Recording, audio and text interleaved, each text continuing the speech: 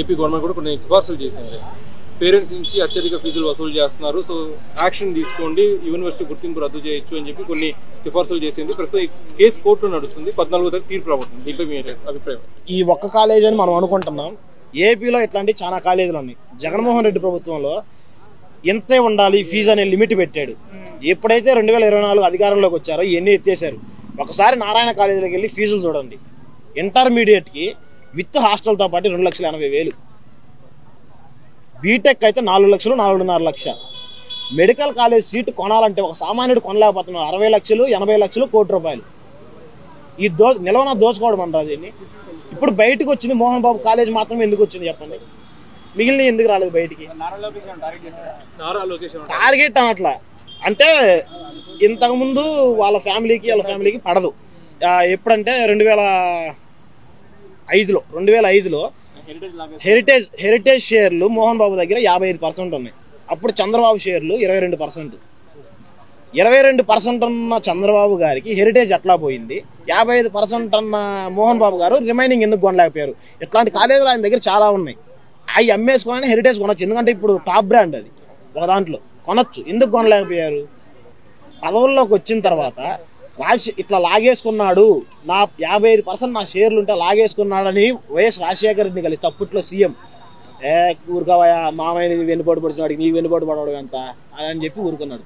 వాళ్ళ టీడీపీ నేతలే ఒక ఎంపీ గారు ఉన్నారు, చాలా ఓల్డ్ అయిపోయారు. అతని పేరు ఏదో నాకు తెలియదు, ఖచ్చితంగా తెలియదు. యూట్యూబ్లోనే ఒక షార్ట్ చూసా, ఆయనే చెప్పారు ఈ మాట. చంద్రబాబు నాయుడు గారి గురించి ఇట్లా మోహన్ బాబు గారు వైఎస్ఆర్ దగ్గరికి వెళ్తే ఈ మాటే అన్నాడు, ఆమెకే వెన్నుబడి పడుతున్నాడికి నీకు వెన్నుబడి పడడం పెద్ద లెక్క అని చెప్పాలని అన్నారు. ఇప్పుడు అదే రన్ అవుతుంది. వాళ్ళకి పడట్లా. మిగిలిన కాలేజీ ఎందుకు బయట రాలా? ఇది మోహన్ బాబు కాలేజ్ చేస్తున్నారు, మీరు తీసుకున్నది మంచిదే, ప్రజలకు మంచి చేస్తున్నారు. మిగిలిన కాలేజీలు కూడా లాగుతున్నాయి కదా, వాటిని మీరు ఎందుకు సమర్థిస్తున్నారు? ఒక శ్రీ చైతన్య కానీ, ఒక ఎన్ఆర్ఐ కాలేజెస్ కానీ బీటెక్వి, లేదంటే ఒక కృష్ణ చైతన్య కానీ, ఒక నారాయణ కానీ. నారాయణ ఓన్లీ ఏపీలోనే ఉంది, పక్క స్టేట్స్లో కూడా ఉంది.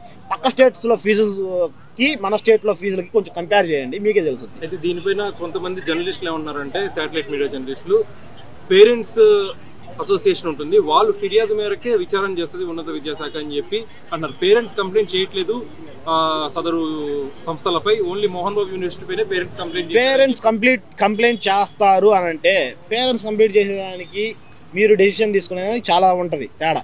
ఇప్పుడు నేను ఒక సీఎం అధికారంలో ఉన్నాను అనుకుంటే, రాష్ట్రంలో జరిగే ఏ ఒక్క ఇదైనా కానీ నేను బాధ్యుడిని, అవునా కాదా? వాడు ఫీజు పెంచని, ఇంకోటి పెంచని, లేదంటే వాడు మర్డర్ చేయని, మానభంగం చేయని, దానికి నేను బాధ్యుడిని. నీకు పవర్ ఇచ్చినప్పుడు నేను బాధ్యత వహించాలంటే ఎవరి ద్వారా వహించాలి? హోమ్ మినిస్టర్ అనే వాళ్ళు ఒకరు ఉంటారు, వాళ్ళ కింద పోలీసులు ఉంటారు, కేసులు ఉంటాయి, చట్టాలు ఉంటాయి, ఇవన్నీ ఉంటాయి. అవన్నీ జరిగి క్లియరెన్స్ వచ్చిన తర్వాత రుజువు అయితే పోలీస్ స్టేషన్కి వెళ్తారు.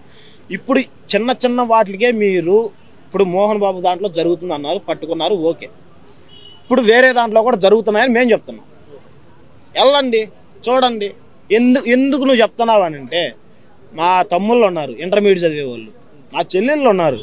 అయితే మనోజ్ కూడా యూనివర్సిటీలో అవకతవకలు జరుగుతుందని చెప్పి గతంలో ప్రెస్ మీట్ పెట్టి సొంత అన్నపైనే విమర్శించిన పరిస్థితి ఉంది కదా.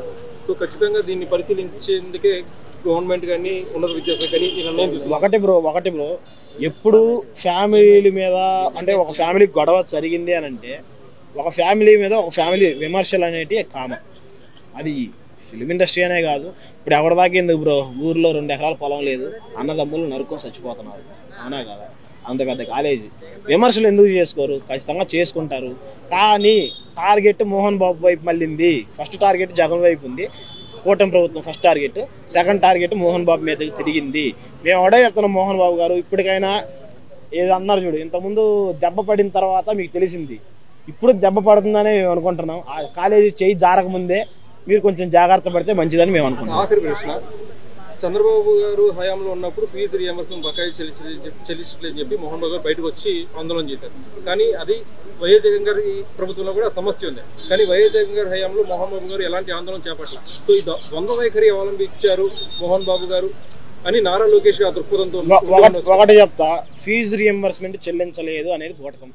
ఇది ఎట్లా అంటే 14 లక్షల కోట్ల అప్పు ఉంది చూడు, అట్లాగే ఇది కూడా ఫీజు రింబర్స్మెంట్ చెల్లించలేదని బోటకం. ఇంకోటి ఏంటంటే ఆరోగ్యశ్రీ బిల్లులు కూడా చెల్లించలేదని అన్నారు. ఆరోగ్యశ్రీ బిల్లులు 2024 జగన్ దిగిపోయేటప్పటికి క్యాగ్ రిపోర్ట్ ప్రకారం 849 కోట్లు అప్పు ఉంది. ఏది ఆరోగ్యశ్రీ. ఏదైతే ఫీజు రీంబర్స్మెంట్ ఉందో మొత్తం క్లియర్ చేసినట్టు చెప్పింది, క్యాగే చెప్పింది. ఆ 800 కోట్లు తీసేసి, ఎందుకంటే 800 కోట్లు తీర్చేయడం పెద్ద లెక్క కాదు. ఇంత చేసిన వాడికి 800 కోట్లు పెద్ద లెక్క కాదు. ఆ టయానికి వాళ్ళు పవర్లో లేరు, తీర్చే టయానికి వాళ్ళు పవర్లో లేరు. సో పవర్ మీ చేతికి వచ్చింది, మీరు ఎందుకు తీర్చలేకున్నారు? ఇప్పుడు 1.5 సంవత్సరం జరిగింది, ఎందుకు బకాయిలు చెల్లించలేకపోతున్నారు? ఆరోగ్యశ్రీని ఎందుకు నిలబెట్టలేకపోతున్నారు? ఇప్పుడు పక్కన కేసీఆర్ ప్రభుత్వం వచ్చింది, లేదంటే రేవంత్ రెడ్డి ప్రభుత్వం వచ్చింది, వాళ్ళు నిలబెడుతున్నారు కదా ఆరోగ్యశ్రీని.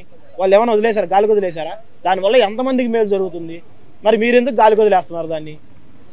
దాన్ని 25 లక్షలకు పెంచారు, సరే దాన్ని 20 లక్షలకే తగ్గియండి, మంచి నాణ్యమైన వైద్యం ఇవ్వండి. నాణ్యమైన వైద్యం ఆడుందండి. మన రీసెంట్గా పవన్ కళ్యాణ్ జ్వరం వచ్చింది, ఆడుంది, హైదరాబాద్లో ఉంది. మరి ఏపీలో ఎందుకు లేదు?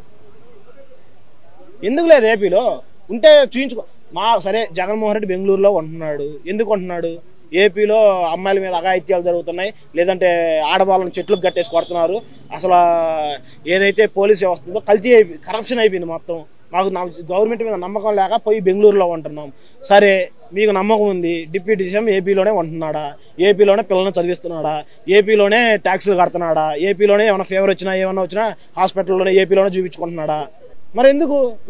మీ ప్రభుత్వం అధికారంలో ఉంటే మీ ప్రభుత్వంలో ఉండే డిప్యూటీ సీఎంకే మీ మీద నమ్మకం లేదు, మీ వైద్య రంగం మీద, మీ విద్యా రంగం మీద. అట్లాంటప్పుడు మాకెట్టా వస్తుంది? ఫస్ట్ మీరు ప్రభుత్వాన్ని నమ్మండి, తర్వాత మేము నమ్ముతాం. హిట్ టీవీ యాప్, ఇందులో short news, live news, entertainment shows, movies, digital magazines తో పాటు మీ జిల్లా వార్తలను కూడా ఫ్రీగా చూడొచ్చు. ఇంకెందుకు ఆలస్యం? వెంటనే హిట్ టీవీ యాప్ ని డౌన్లోడ్ చేసుకుని ఫ్రీగా ఎంటర్టైన్మెంట్ పొందండి. Hit TV app. Hit TV app. Please download hit TV app. Hit TV app ని ఫ్రీగా డౌన్లోడ్ చేసుకుని ఎంజాయ్ చేయండి. మీకు నచ్చిన ఎంటర్టైన్మెంట్ కోసం హిట్ టీవీ యాప్ ని ఫ్రీగా డౌన్లోడ్ చేసుకుని ఎంజాయ్ చేయండి. హిట్ టీవీ యాప్ ని డౌన్లోడ్ చేసుకుని ఆస్వాదించండి, ఆశీర్వదించండి. ఇంతమంది సెలబ్రిటీలు హిట్ టీవీ యాప్ ని డౌన్లోడ్ చేసుకోండి అని చెప్తున్నారంటే ఎంత మంచి యాప్ ఆలోచించండి. అమెరికా అమెరికా అమెరికా అమెరికాలో చదవాలనుకునే వాళ్ళకి విశ్వసనీయమైన పేరు మన శౌర్య కన్సల్టెన్సీ. UK లో 1 year masters, UK లో 1 year masters, 2 years work permit up to 5 years visa. Contact Saurya Consultancy. Contact 89851 89851.